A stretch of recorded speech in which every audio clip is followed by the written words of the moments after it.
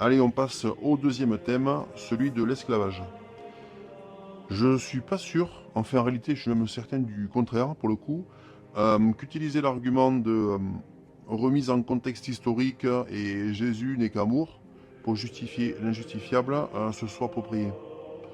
Hein, affirmer que l'esclavage c'est dans la Bible parce que c'était une pratique courante il y a 2000 ans, c'est sans doute correct, mais utiliser cet état de fait pour minimiser la portée et l'ignominie de ce que ça signifie de posséder un être humain pour en disposer comme un outil ou du bétail, vraiment c'est pas très sérieux.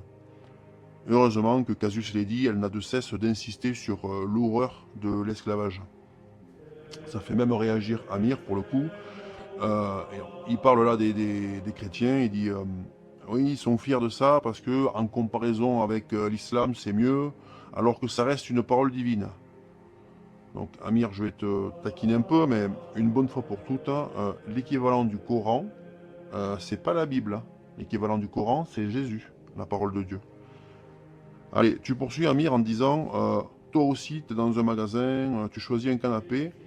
Je pense que tu fais allusion à certains croyants qui prennent ou rejettent telle ou telle partie de leur religion selon leur propre conviction.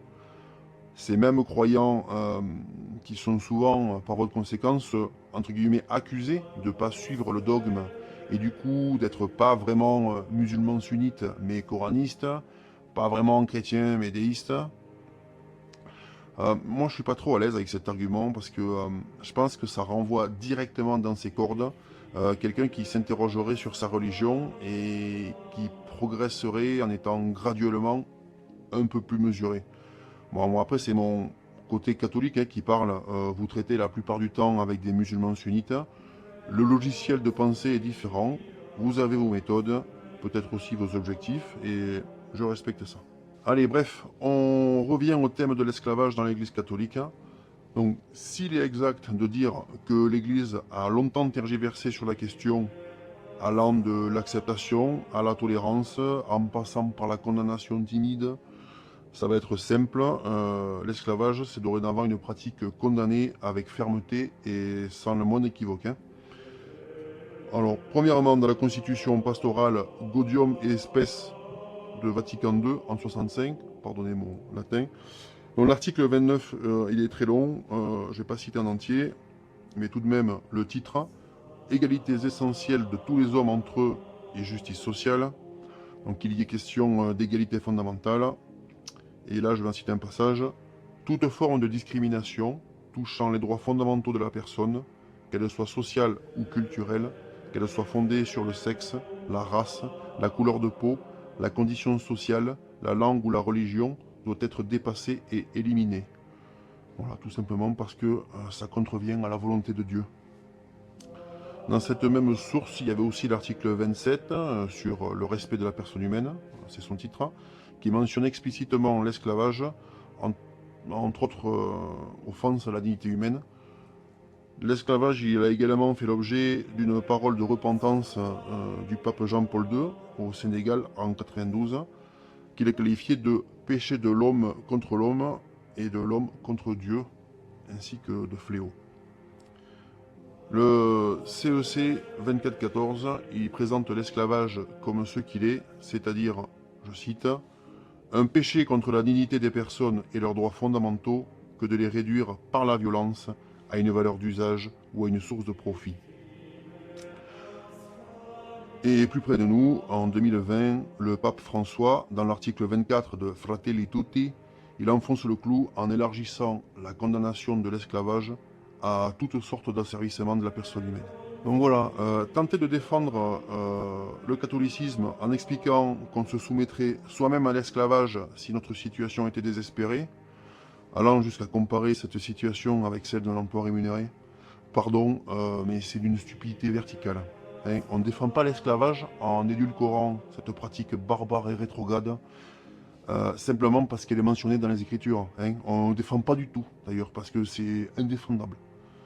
Être esclave, c'est pas juste galérer dans un boulot ennuyeux ou pénible pour un petit salaire.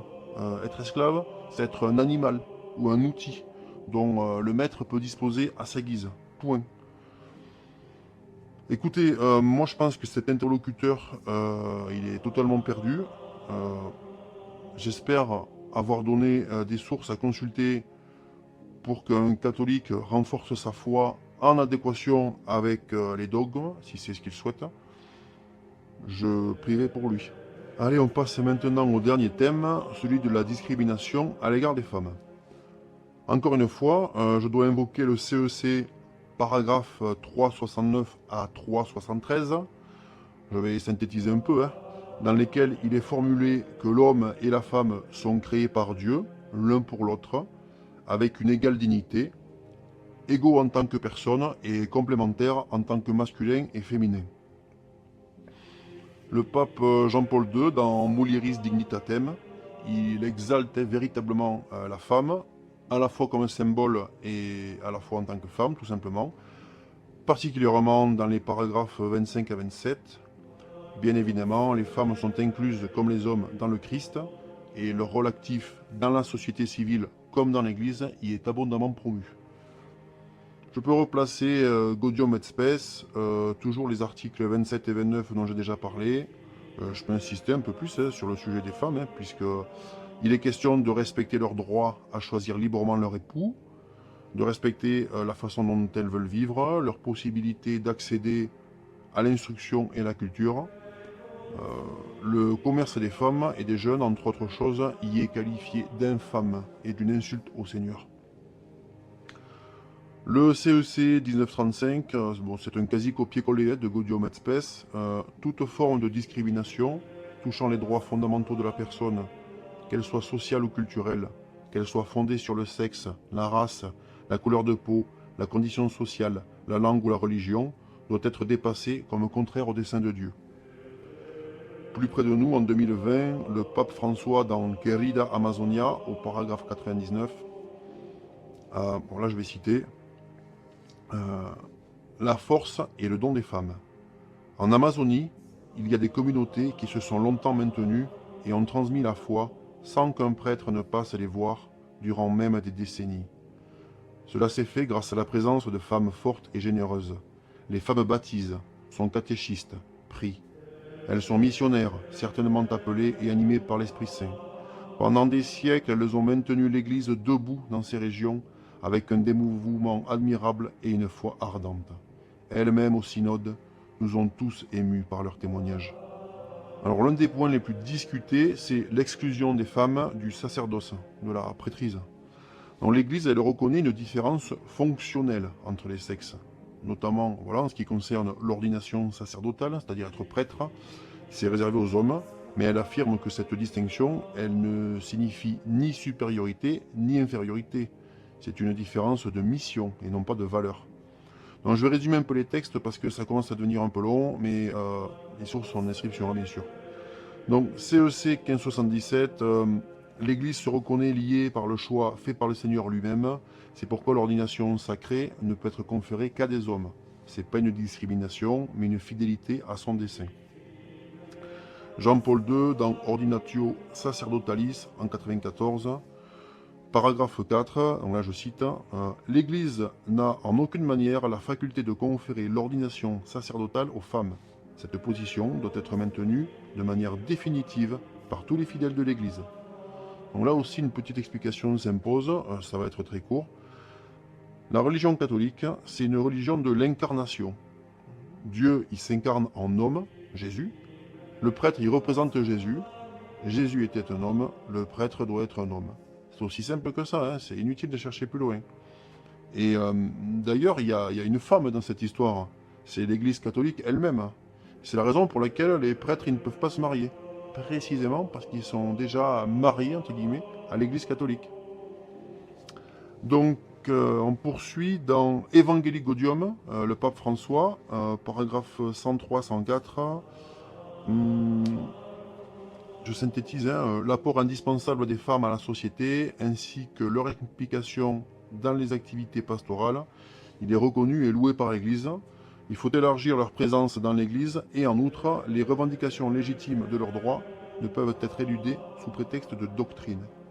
Donc voilà, c'est extrêmement clair. Vous avez bien entendu, personne, vraiment personne, ne peut utiliser comme argument la religion catholique pour ne pas se préoccuper des revendications des femmes concernant leurs droits.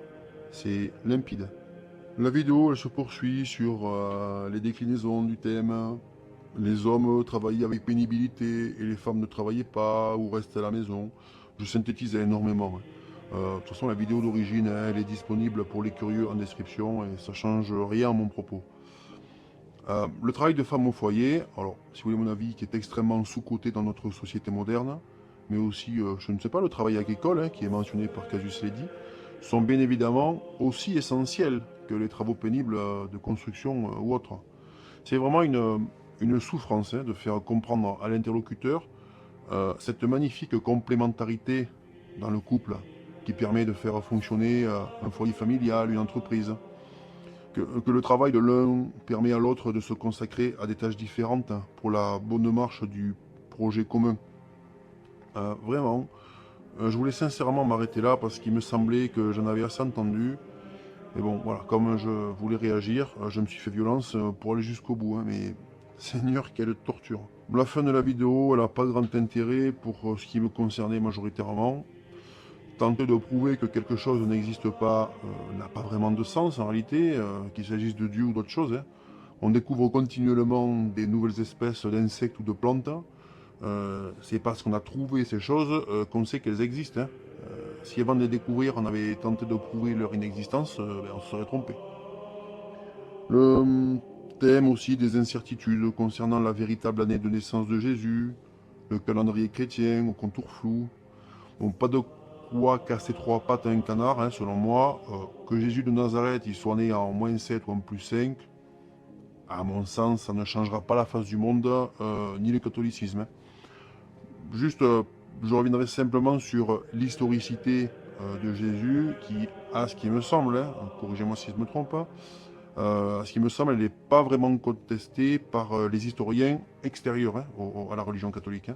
Voilà, il me semble qu'on est à peu près certain que le personnage a vraiment existé et qu'il a réellement fait de la prédication dans cette région du monde à cette époque-là. Pour le reste, il s'agit effectivement de croyances pures dans le domaine religieux et chacun est libre de croire ou de ne pas croire. Enfin voilà, avant de terminer, je me permets de rappeler les sources de la religion catholique, qui sont au nombre de 4. La Bible, la tradition apostolique, le magistère et le catéchisme de l'Église catholique.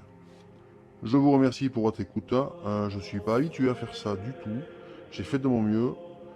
Le cercle des apostats, je vous écoute beaucoup et j'ai beaucoup appris grâce à vous. Je vous en remercie chaudement.